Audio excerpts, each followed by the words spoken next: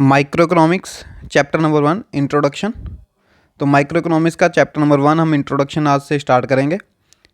इसमें सबसे पहले बेटा माइक्रो इकोनॉमिक्स में सबसे पहले हम पढ़ेंगे मीनिंग ऑफ इकोनॉमी। इकोनॉमी का मीनिंग क्या होता है। इकोनॉमी का मीनिंग अगर मैं बताऊं कि एक ऐसा सिस्टम जो हमें प्रोवाइड करता है, जो लोगों को प्रोवाइड करता है क्या, मीन्स टू वर्क का मतलब क्या होता है, काम करने का जरिया प्रोवाइड करता है जिससे हम अपनी ज़िंदगी को चला सकते हैं, अर्न ए लिविंग। क्लियर है। जैसे फॉर एग्जांपल इंडिया में आपको प्रोडक्शन करने का मौका मिलता है। ये इंडिया है, इंडिया के अंदर आप प्रोडक्शन वगैरह कर सकते हो, जॉब वगैरह कर सकते हो। तो इंडिया के अंदर एक ऐसा सिस्टम है जिसके अंदर आप प्रोडक्शन कर सकते हो, जॉब वगैरह कर सकते हो, अपनी ज़िंदगी को चलाने के लिए जो भी चीज़ें चाहिए वो कर सकते हो आप। तो उसे क्या कहेंगे, इकोनॉमी। तो हम पूरी इंडिया को क्या कह देंगे कि इंडियन इकोनॉमी कह देते हैं। क्लियर है। तो इकोनॉमी का मतलब क्या होता है कि कोई भी एक ऐसा सिस्टम जो लोगों को प्रोवाइड करता है क्या, मीन्स टू वर्क का मतलब क्या है, काम करने का जरिया। ठीक है ना, काम करने का जरिया प्रोवाइड करता है जिससे वो अपनी ज़िंदगी को चला सकता है। अर्न ए लिविंग का मतलब वो अपनी ज़िंदगी को रन कर सकता है, चला सकता है। क्लियर है। तो इकोनॉमी का मतलब क्या होता है, एक ऐसा सिस्टम जो मीन्स टू वर्क प्रोवाइड करता है, काम करने का तरीके प्रोवाइड करता है, काम करने का जरिया, मौका प्रोवाइड करता है लोगों को जिससे वो अपनी ज़िंदगी को चला सकते हैं, अर्न ए लिविंग कर सकते हैं। क्लियर है। चलो आगे आ जाओ बेटा। टाइप्स ऑफ इकोनॉमीज़ कितनी टाइप्स की होती हैं। तो इकोनॉमिक्स जो होती हैं वो 3 टाइप्स की होती हैं। कौन कौन सी, कैपिटलिस्ट इकोनॉमी, सोशलिस्ट इकोनॉमी और मिक्स्ड इकोनॉमी। क्लियर है। तो 3 टाइप्स की हमें इकोनॉमिक्स देखने को मिलती हैं, capitalist economy, socialist economy and mixed economy. बात समझ आ गई। तो इन तीनों इकोनॉमिक्स को हम जो पढ़ेंगे, इकोनॉमीज़ को पढ़ेंगे हम, वो डिफरेंस से पढ़ेंगे। डिफरेंस से अगर हम कोई भी चीज़ पढ़ते तो हमें ईजिली याद हो जाती है। समझी बात। देखो डिफरेंस से अगर अगर क्वेश्चन में आ जाए, 3 मार्क्स में आ जाए, इंडिविजुअल के बारे में पूछ ले कि 3 मार्क्स के अंदर वो पूछ ले कैपिटलिस्ट इकोनॉमी को एक्सप्लेन करो, तो आपने बस कैपिटलिस्ट इकोनॉमी के पॉइंट्स एक्सप्लेन कर देने, ये वाले पॉइंट्स एक्सप्लेन कर देने कैपिटलिस्ट इकोनॉमी के। क्लियर है। और अगर सोशलिस्ट के बारे में आ जाए 3 मार्क्स में तो सोशलिस्ट के पॉइंट एक्सप्लेन कर देने, और मिक्स्ड के बारे में आ जाए तो मिक्स्ड के पॉइंट। क्लियर है। तो अगर इंडिविजुअल भी आ जाए तो इंडिविजुअल भी आप ऐसे एक्सप्लेन कर सकते हो, और अगर वैसे आ जाए तो वैसे भी एक्सप्लेन कर सकते हो। क्लियर है। तो फर्स्ट ऑफ ऑल मैं डिफरेंस से आपको समझाने की कोशिश करूँगा। तो डिफरेंस में अगर देखोगे तो सबसे पहला है कि कैपिटलिस्ट इकोनॉमी क्या होती है। अगर मैं तो थोड़ा सा इंट्रोडक्शन बता दूं इनका कि कैपिटलिस्ट इकोनॉमी क्या होती है, मिक्स्ड इकोनॉमी, सोशलिस्ट इकोनॉमी और मिक्स्ड इकोनॉमी। बेटा आपने 10th क्लास में ही पढ़ा होगा। कैपिटलिस्ट इकोनॉमी क्या होती है कि ऐसी इकोनॉमी जिसके अंदर सारा कंट्रोल प्राइवेट सेक्टर के पास होता है। किसके पास होता है, प्राइवेट सेक्टर के पास होता है। यानी कि हमारे पास सारा कंट्रोल होता है। जो भी प्रोडक्शन करने का जरिया है, जिसके ऊपर भी कंट्रोल किसका है, प्राइवेट सेक्टर का है। सोशलिस्ट इकोनॉमी क्या होती है कि इकोनॉमी के अंदर जिसके ऊपर सारा कंट्रोल, हर चीज़ के ऊपर कंट्रोल किसका होता है, गवर्नमेंट का होता है। ठीक है। प्रोडक्शन करने के जो भी जरिए हैं उन पे किसका कंट्रोल होता है, गवर्नमेंट का होता है। उसे सोशलिस्ट इकोनॉमी कह देते हैं। और लास्ट मिक्स्ड इकोनॉमी क्या होता है, जिनमें बोथ प्राइवेट सेक्टर और गवर्नमेंट दोनों के पास कंट्रोल रहता है उस चीज़ का, मीन्स ऑफ प्रोडक्शन का। तो उसे क्या कह देते हैं, सोशलिस्ट मिक्स्ड इकोनॉमी। क्लियर है यहाँ तक। चलो अब ध्यान से देखो तो सबसे पहले मैं बता रहा हूँ control on means of production मतलब क्या होता है कि जो प्रोडक्शन करने का जरिया है उन पे कितना कंट्रोल होता है। अगर हम देखें कैपिटलिस्ट इकोनॉमी में देखें तो प्राइवेट सेक्टर के पास सारा कंट्रोल रहता है। कैपिटलिस्ट इकोनॉमी में प्रोडक्शन करने का जो भी साधन है, जो भी जरिया है, उन पे सब कंट्रोल किसका रहता है, प्राइवेट सेक्टर का रहता है। और सोशलिस्ट इकोनॉमी में उन पे कंट्रोल किसका रहता है, गवर्नमेंट सेक्टर का। और मिक्स्ड इकोनॉमी में both private sector and government. Clear है। गवर्नमेंट और प्राइवेट सेक्टर दोनों का ही कंट्रोल रहता है किस पे, मिक्स्ड इकोनॉमी के केस में। जो भी प्रोडक्शन करने का जरिया है हमारे पास उन पे कंट्रोल। क्लियर है। इसके बाद आ जाओ नेक्स्ट पॉइंट, इकोनॉमिक डिसीजंस। अगर मैं इकोनॉमिक डिसीजंस की बात करूं, इकोनॉमिक डिसीजंस तो कैपिटलिस्ट इकोनॉमी में देखो, यहाँ पे कैपिटलिस्ट इकोनॉमी में अगर मैं बात करूं तो यहाँ पे जो है प्राइवेट पर्सन का कंट्रोल रहता है हर चीज़ पे, प्राइवेट पर्सन। ठीक है ना, प्राइवेट मतलब हम लोग। तो हम लोग तो हर बार प्रॉफिट के, अगर आप कोई बिजनेस कर रहे हो, आप कोई डिसीजन ले रहे हो, तो आप तो प्रॉफिट के रिगार्डिंग डिसीजन लोगे। तो हम जो डिसीजन लेंगे वो प्रॉफिट के रिगार्डिंग लेते हैं। और यहाँ पे जो कंट्रोल रहता है सोशलिस्ट इकोनॉमी में, मैंने बताया था अभी, गवर्नमेंट का कंट्रोल रहता है, गवर्नमेंट का। तो गवर्नमेंट तो हर डिसीजन जो लेगी वो सोशल वेलफेयर के लिए लेगी, लोगों के वेलफेयर के लिए लेगी। क्लियर है? तो दोनों बातों में फ़र्क समझ में आ गया। और मिक्स्ड इकोनॉमी में क्या होता है? प्रॉफिट्स और वेलफेयर, वेलफेयर, प्रॉफिट्स और सोशल वेलफेयर, ये लिखा है। प्रॉफिट्स और सोशल वेलफेयर दोनों के लिए मिक्स्ड इकोनॉमी में डिसीजंस लिए जाते हैं। क्लियर है? तो इकोनॉमिक डिसीजंस दोनों के लिए लिए जाते हैं, प्रॉफिट्स के लिए भी और सोशल वेलफेयर के लिए भी लिए जाते हैं। बात समझ में आ गई? तो फर्स्ट पॉइंट था कंट्रोल, मीन्स ऑफ प्रोडक्शन पे किसका कंट्रोल होता है? प्राइवेट सेक्टर का। और सोशलिस्ट इकोनॉमी में गवर्नमेंट सेक्टर का। और मिक्स्ड इकोनॉमी में बोथ प्राइवेट एंड गवर्नमेंट का। और इकोनॉमिक डिसीजंस किसके लिए लिए जाते हैं? कैपिटलिस्ट इकोनॉमी में प्रॉफिट्स के लिए लिए जाते हैं, सोशलिस्ट में सोशल वेलफेयर के लिए, और मिक्स्ड इकोनॉमी में प्रॉफिट और सोशल वेलफेयर दोनों के लिए लिए जाते हैं। थर्ड पॉइंट अगर देखोगे बेटा, सेंट्रल प्रॉब्लम्स सोल्व। जो सेंट्रल प्रॉब्लम्स हैं, अब ये सेंट्रल प्रॉब्लम्स क्या होती हैं? तुम्हारे दिमाग में आ रहा होगा कि बच्चे कि ये सेंट्रल प्रॉब्लम्स क्या होती हैं। तो सेंट्रल प्रॉब्लम्स जो हैं ये मैं बाद में डिस्कस करूंगा। अभी फ़िलहाल आप ये रखोगे याद कि कोई सेंट्रल प्रॉब्लम्स होती है। तो अगर कैपिटलिस्ट इकोनॉमी में है तो वो सेंट्रल प्रॉब्लम कैसे सोल्व होती हैं? By price mechanism. Price mechanism के थ्रू सेंट्रल प्रॉब्लम सोल्व होती है। प्राइस मैकेनिज्म क्या होता है, अगर मैं छोटा छोटा बता दूं इसके बारे में, कि प्राइस मैकेनिज्म होता है कि जहाँ पे प्राइसेस जो डिटरमाइन होते हैं, प्राइसेस डिटरमाइन होते हैं with the help of demand and supply. D मतलब डिमांड एंड सप्लाई। या फिर आप कह सकते हो कि जहाँ पे प्राइसेस डिटरमाइन होते हैं with the market forces. Market forces मतलब डिमांड एंड सप्लाई। बस इतना याद रखो अभी कि ऐसी सिचुएशन जहाँ पे प्राइस को हम डिटरमाइन करते हैं। जैसे फॉर एग्जांपल बेटा, किसी चीज़ की डिमांड बहुत आ रही है। जैसे मेरे पास ये शॉप है मेरी, ठीक है ना, मेरे पास पेन की डिमांड बहुत आ रही है, पेन की डिमांड बहुत आ रही है, ठीक है। तो मुझे पता है कि मैं थोड़ा सा भी प्राइस बढ़ाऊंगा तब भी मेरा पेन बिक जाएगा।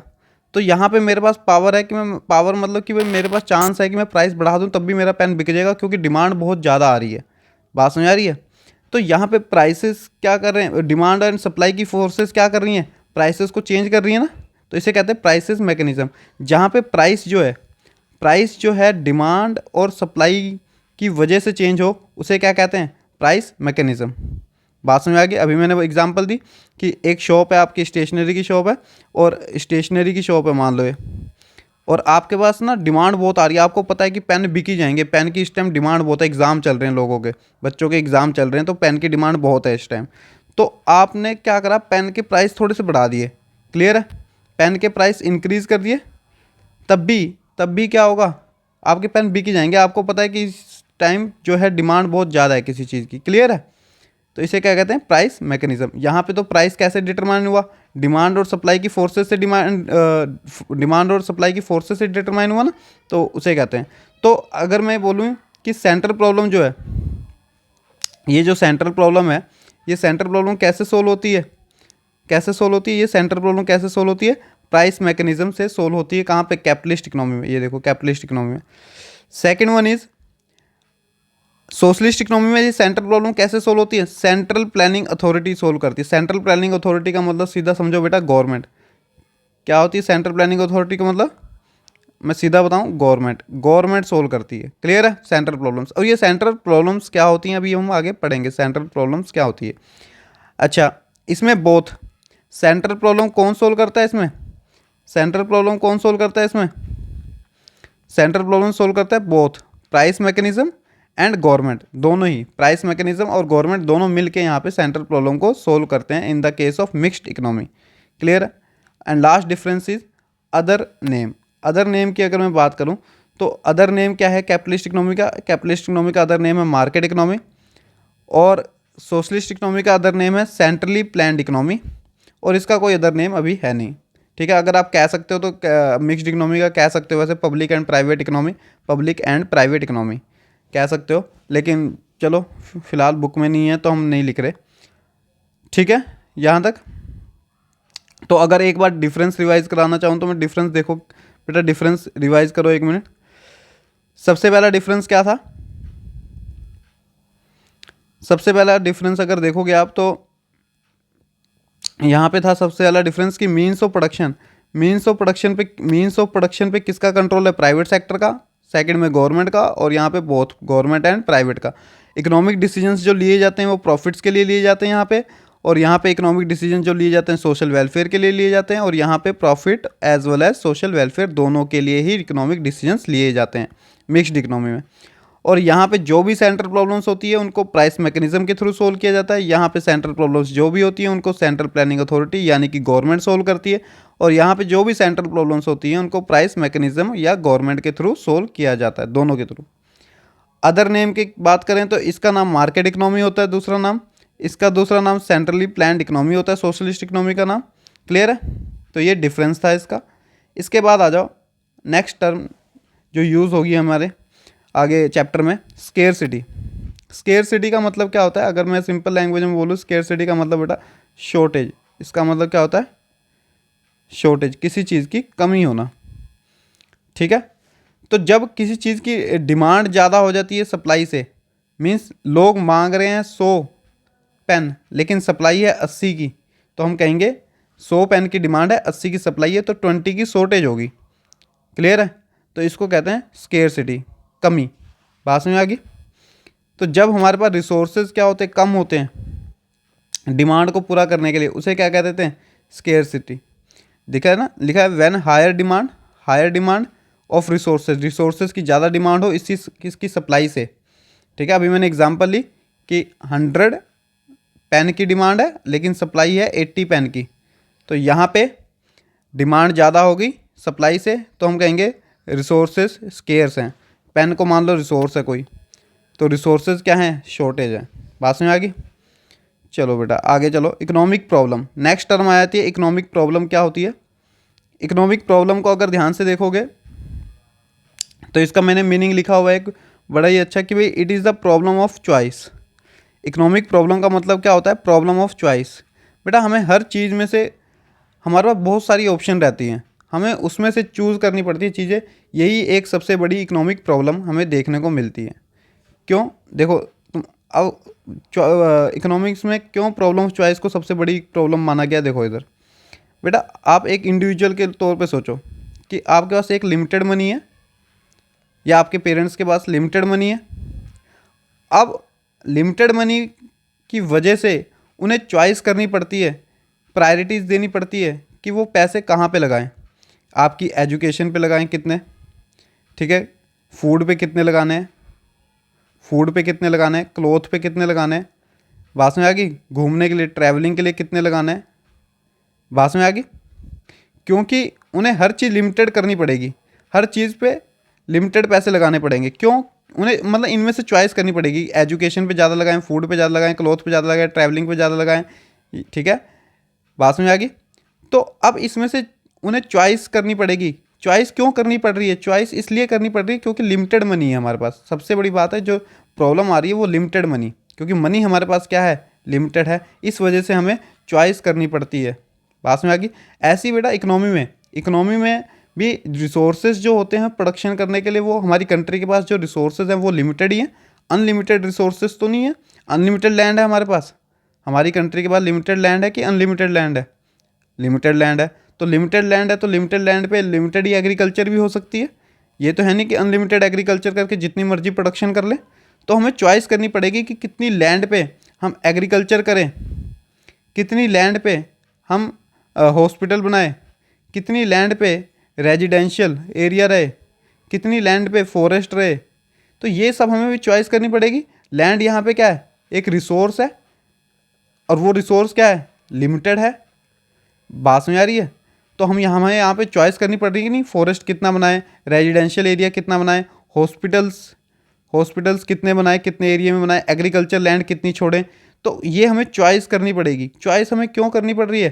क्योंकि यहाँ पे जो लैंड है वो लिमिटेड है। तो बात समझ आ रही है? तो प्रॉब्लम ऑफ चॉइस ही सबसे बड़ी इकोनॉमिक प्रॉब्लम है कि हमें जो रिसोर्सेज रहते हैं उनमें अवेलेबिलिटी जो रहती है वो शॉर्टेज रहते हैं, और हमें उनमें से चॉइस करनी पड़ती है कि हम कहाँ उन्हें यूज़ करें।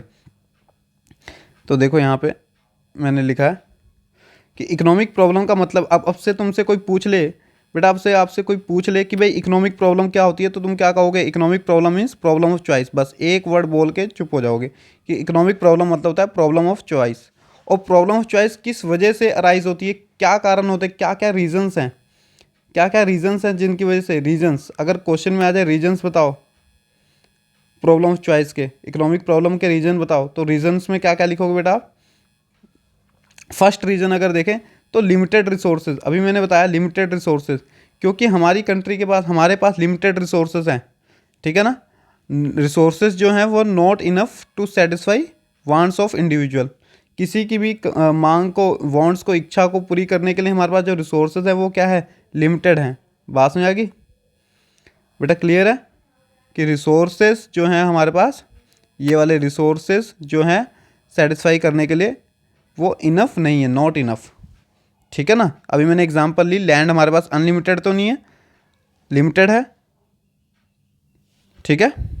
ऐसे ही लिखा है आगे कि जो रिसोर्सेज होते हैं, सेकंड, पहला कारण क्या है कि प्रॉब्लम ऑफ चॉइस, चॉइस हमें क्यों करनी पड़ती है, क्योंकि हमारे पास रिसोर्सेज जो है लिमिटेड है। अभी मैंने एग्जांपल ली थी कि आपका लिमिटेड मनी है, लिमिटेड मनी है, तो उसमें से आपको पहले प्रायोरिटी देनी पड़ेगी, एजुकेशन पे कितना लगाना है, फूड पे कितना लगाना है, क्लॉथ पे कितना लगाना है, बात समझ आ गई, घूमने फिरने के लिए कितने पैसे लगाने हैं, तो आपको चॉइस की प्रॉब्लम आएगी। क्यों? क्योंकि आपका रिसोर्सेज क्या लिमिटेड है। तो पहला कारण क्या होता है, प्रॉब्लम ऑफ चॉइस का क्या रीज़न रहता है उसके पीछे, लिमिटेड रिसोर्सेज।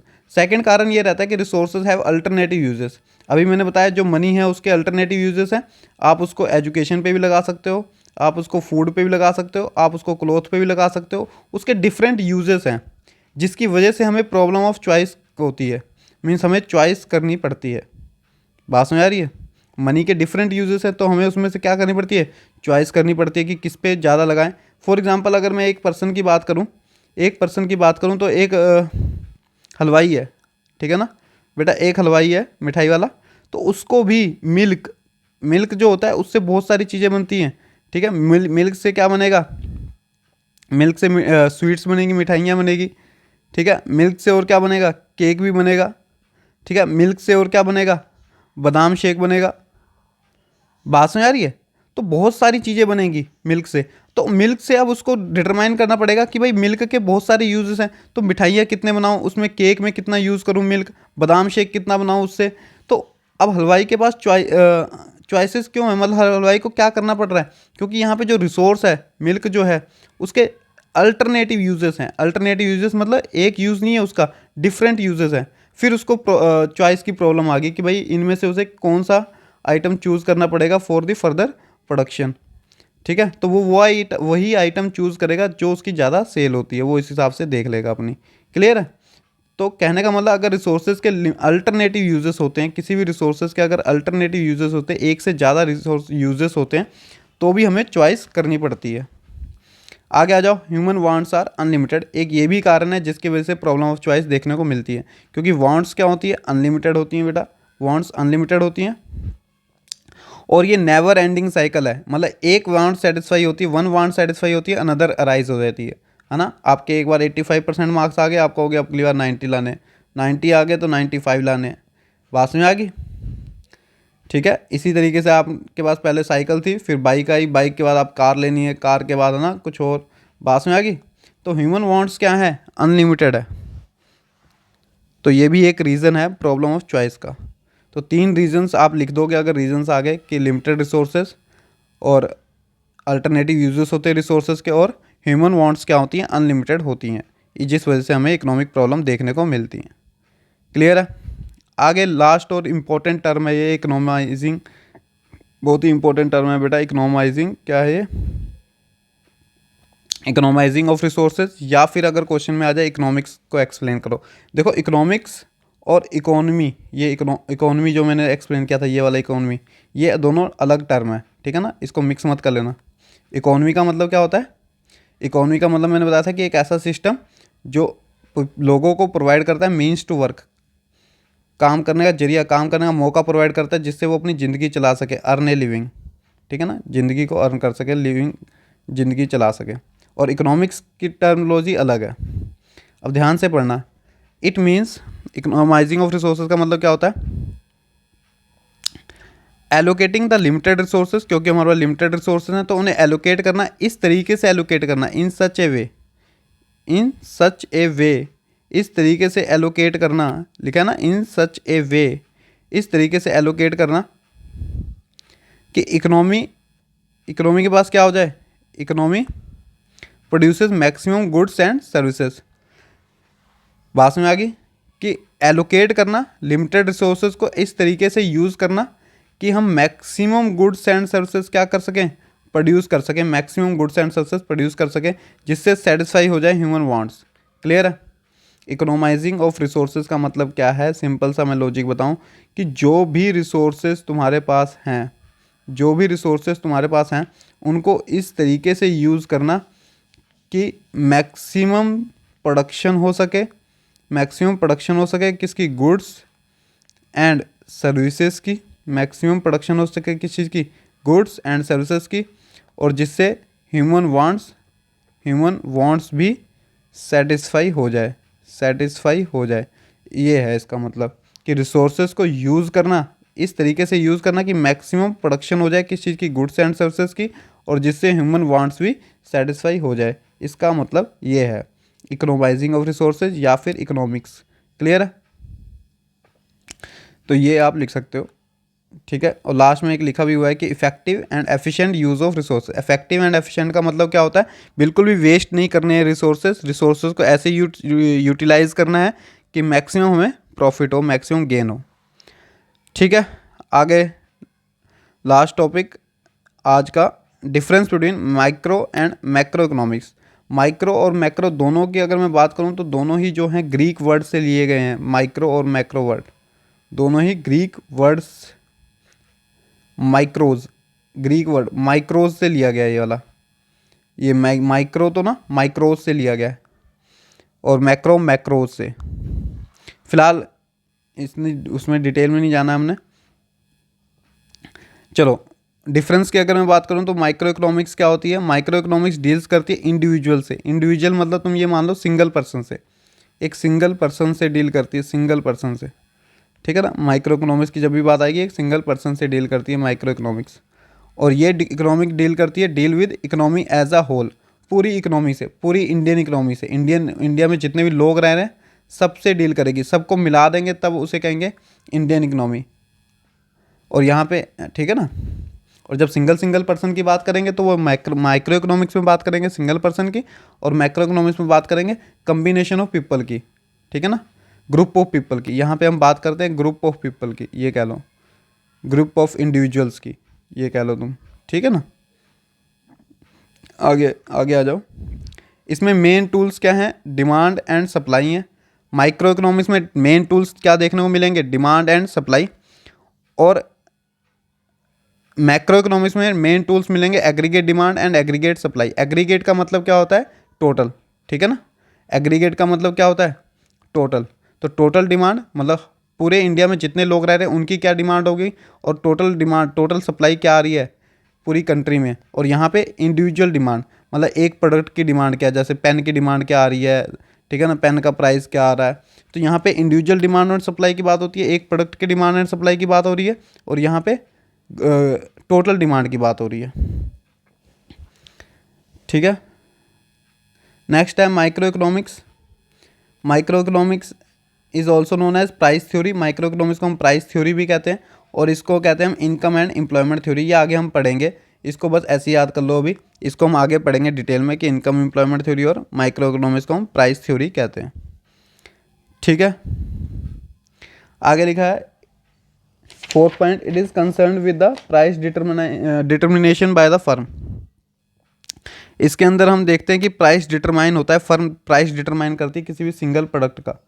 सिंगल प्रोडक्ट का प्राइस क्या होगा वो डिटरमाइन करती है किसमें, माइक्रो इकोनॉमिक्स में। क्लियर है। और मैक्रो इकोनॉमिक्स में क्या होता है, determination of prices for economy as a whole. पूरी इकोनॉमी के लिए क्या प्राइसेस रहता है वो डिटरमाइन होता है किसमें, मैक्रो इकोनॉमिक्स में। लास्ट है price of product. Price of product का मतलब क्या है, एग्जाम्पल है प्राइस ऑफ प्रोडक्ट, और यहाँ पे general price level. Price of product का मतलब क्या है, यहाँ पे हम बात करते हैं कि भाई क्या कहते हैं, माइक्रो इकोनॉमिक्स में हम बात करते हैं कि इंडिविजुअल, जैसे पेन का प्राइस क्या होगा, एक पेन का प्राइस क्या होगा, एक प्रोडक्ट सिंगल प्रोडक्ट का प्राइस क्या होगा, सिंगल प्रोडक्ट का प्राइस क्या होगा, हम इसमें बात करते हैं माइक्रो इकोनॉमिक्स में। और मैक्रो में बात करते हैं कि पूरी कंट्री में इन्फ्लेशन कितना है, महंगाई कितनी है। ठीक है, महंगाई कितनी है, या फिर डिफ्लेशन कितना है। डिफ्लेशन मतलब महंगाई कम कितनी हुई है। तो पूरी कंट्री की, एक प्रोडक्ट की बात नहीं कर रहे हैं यहाँ पे, एक सिंगल प्रोडक्ट की बात कर रहे हैं माइक्रो में, और यहाँ पे पूरी कंट्री में महंगाई की बात कर रहे हैं, पूरी कंट्री की। तो दोनों बातों में फ़र्क है। क्लियर है। तो सिंगल प्रोडक्ट के प्राइस की बात जब आएगी तो उसे कह देंगे, क्या कह देंगे उसे, माइक्रो इकोनॉमिक्स का पार्ट है। और जब इन्फ्लेशन डिफ्लेशन पूरी कंट्री की बात आती है तो उसे क्या कहते हैं, मैक्रो इकोनॉमिक्स। क्लियर है यहाँ तक?